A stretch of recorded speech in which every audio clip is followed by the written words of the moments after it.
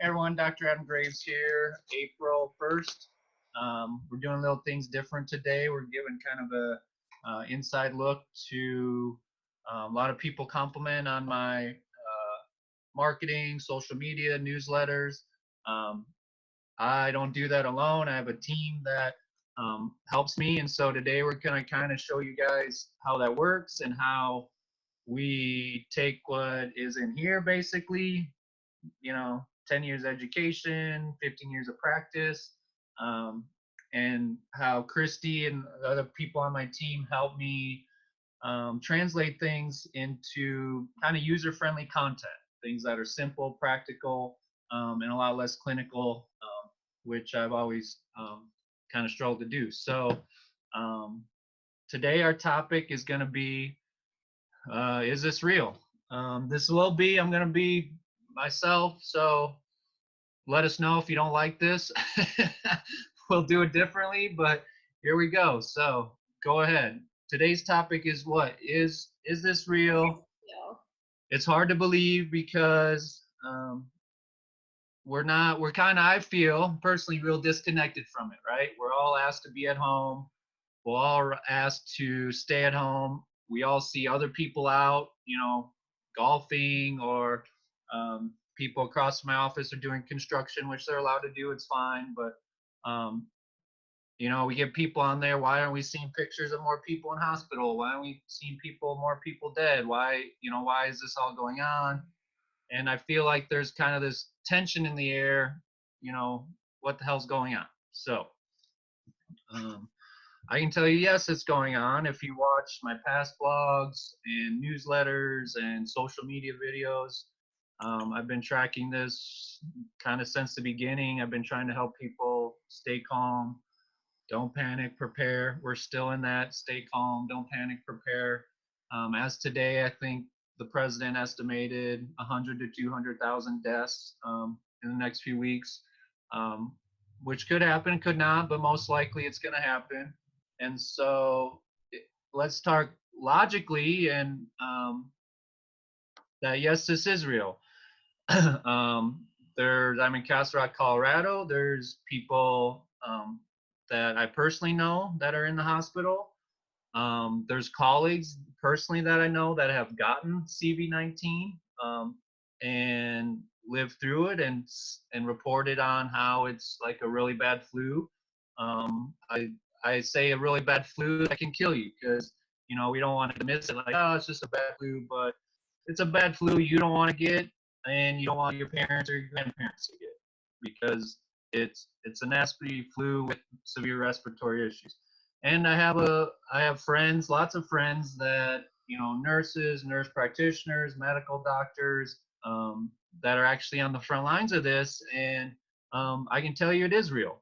In Denver, her description was the ICU, intensive care unit. It used to be, one or two people on ventilators. There used to be allowed to have family members come back, people are having heart attacks, things like that. So if you've ever been in the ER, it's usually kind of bustling and there's some family members walking around. And now when she goes in, she says it feels like a sci-fi movie. No family can be in there.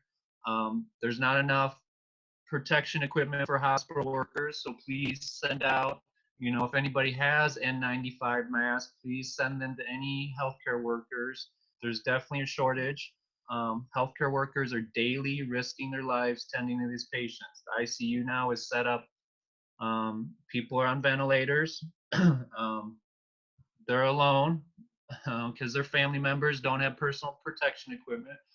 A lot of the hospital staff doesn't have personal protection equipment. People continue to come in with coughs that aren't wearing masks, don't have masks available. So it's a very serious, it's a very sad, it's a very traumatizing situation for healthcare workers right now. And it's very fucking real. I don't know what else to tell you. It is real. So, and I just want to say hi to everyone. Oh yeah, sorry. That's okay. My name is Christy, and I write all of the blogs and newsletters for Dr. Graves. So I don't have any background in naturopathic medicine other than being a client myself. But that's what makes this so interesting, because I'm able to ask Dr. Graves questions that maybe you would be thinking as well, but don't know how to ask or who to go to. So that's my role in all of this. And that's how I try and write to you so it makes sense. So, Dr. Graves, you talk a lot about that this is real, that it's going on. But what we're hearing right now on the news, especially, is this is going on the East Coast or on far West Coast. What about here in Castle Rock, Colorado, or in Colorado as a whole? How real is this? Yep. Well, it's very real. I mean, the problem with this, and that's why I think a lot of people don't understand. The problem is, if this was just a flu, you know, people would get really sick. They'd be in the hospital maybe 2 to 3 days, okay, maybe a week. So that allows sick people to come into the hospital, get help, get out. Another person can come in, get help, get out.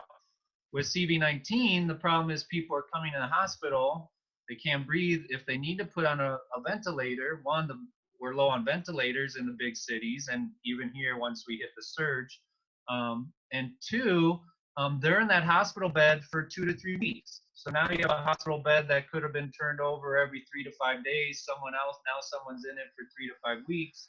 That takes up a lot of resources. So resources are limited.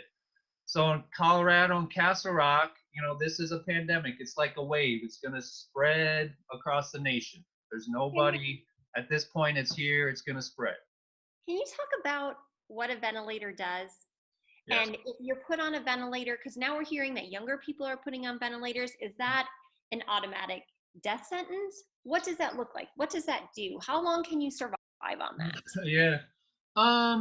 It's not good. I was looking at statistics last night. So once you're put on a ventilator, your chances of dying, from the statistics, it anywhere from 70% dying to 20%.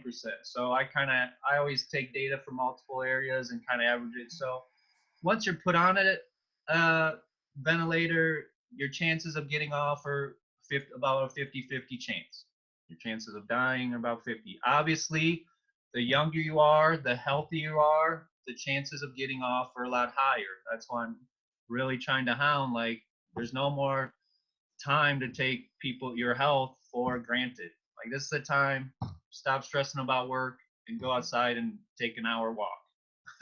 Like, this is the time to eat your fruits and vegetables. This is the time to really get your health in check, because you want to do everything you can that if you do get CV-19, you're going to recover from it and not need hospitalizations, because the hospitals are going to be full, you know, as this wave sweeps across the nation and gets to us. We're kind of, you know, if you've been to the ocean, we're kind of back on the shore, kind of just waiting. But this wave is coming. You know, it's in the area. It's around grocery That's stores. another question. That's exactly my question. So I'm not going out of my house other than to take a walk with social distancing, and if I need to go to the grocery store. Yep. How concerned should I be in Douglas County or Castle Rock or Colorado as a whole and going to the grocery store or to a pharmacy or a gas station? How real is the risk right now when I do those things? Is it better for me to get a lot of groceries and to try and stay home as much as possible and not eat as fresh? Or is it still okay to go to the grocery store and pick up as many fresh things as I can throughout the week? I don't know what to do. Yeah. I don't think we have the data on that right now, because the testing is limited, which is another fucking disaster. You know, so I can tell you from what I believe that it is here.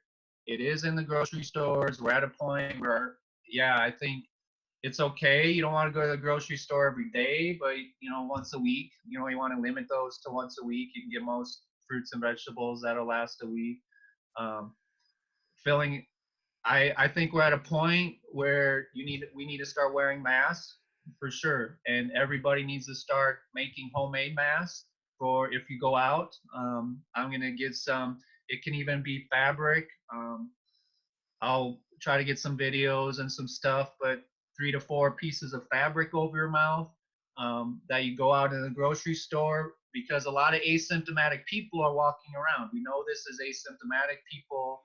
They may have it and they just may be walking around and breathing on everything. So if you have an N95 mask, get that to healthcare workers. Do not wear an N95 mask out unless you are very sick or have it, but hospital workers need that. But you can use cloth, you can use paper towels, you can, just Google how to make your own mask, anything. So you're not, if you are asymptomatic and got it, so at least you're not coughing on things or even breathing on things and other people aren't breathing on things. So we should all be wearing kind of makeshift masks at this time, in my opinion, to protect ourselves. I think if, hand sanitizer comes available, or you can make your own. I keep a bottle in my car, so anytime I'm running errands, getting gas, as soon as I get back in the car, I hand sanitize it. As soon as I get home, I wash my hands with soap and water.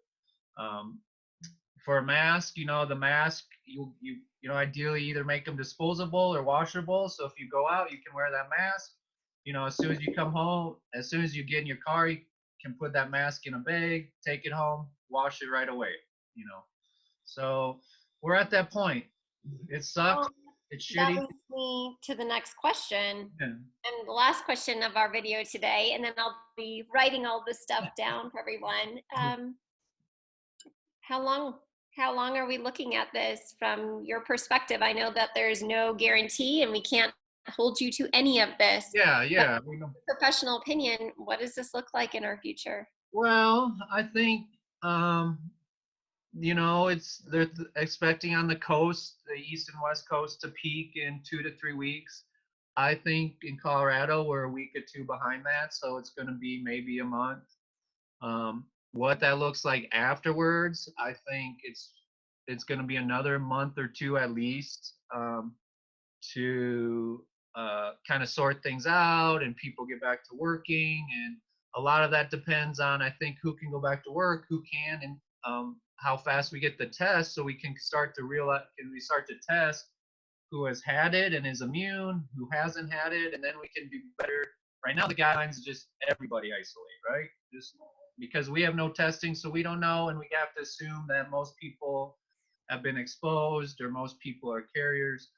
Ideally, if we can get through this next month or two and get more testing available, people that think they've had it, we can go back and check their antibodies, their immune cells, to see if they've had it. And then ideally, that'll give us some idea on how we get back to life. But I don't think it's going to be over by summer. I mean, I think by summer we're going to be, over the peak of the wave and slowly get back to life. And I think by fall, kids will be back in school and things like that. But it's going to get bad for a month, and then it's going to be kind of shitty for a couple months, and then hopefully things will always, nothing's going to be the same after this. We're not going back to normal life. I mean, this, in my opinion, this isn't. My nurse friend said this is nothing like H1N1. They weren't shutting down ICUs. They weren't opening wings of the hospital preparing. They weren't, limiting protection gear. This isn't like H1N1. It's not. H1N1 was over a year and a half. It was very slow. It wasn't, we may have had 100,000 deaths of H1N1 over 18 months, not 3 months.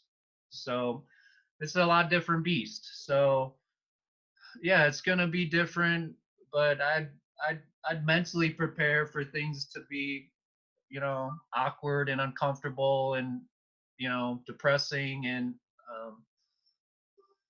for the next month. And thanks so much for all of that.